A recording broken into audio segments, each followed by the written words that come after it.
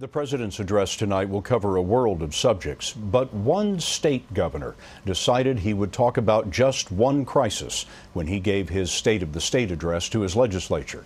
The crisis is heroin. The state is Vermont, and Michelle Miller is there. 27-year-old Stephanie Montaigne grew up in St. Albans, Vermont, the picture of an all-American girl. But behind these smiles, from the age of 17, she hid a drug addiction. What was your gateway? I definitely did start smoking marijuana. And from there? I smoked crack and tried pills. Eventually it went to Oxycontin, to eventually heroin, to IV drug use. What would you do for a fix? I would steal from my family. I would do whatever it took. Montaigne has been in rehab 5 times. About 4,000 Vermonters are in drug treatment for opiates such as Oxycontin and heroin. Since the year 2000, Vermont has seen nearly an 800% increase in opiate drug abuse. Governor Peter Shumlin. It's an illness that we need to treat, talk about, and stop being afraid of acknowledging.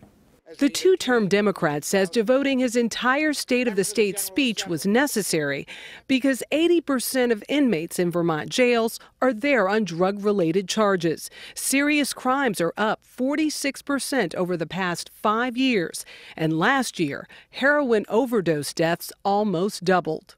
It doesn't affect just one class of people. It affects rich and poor. It knows no party lines. It knows no economic lines.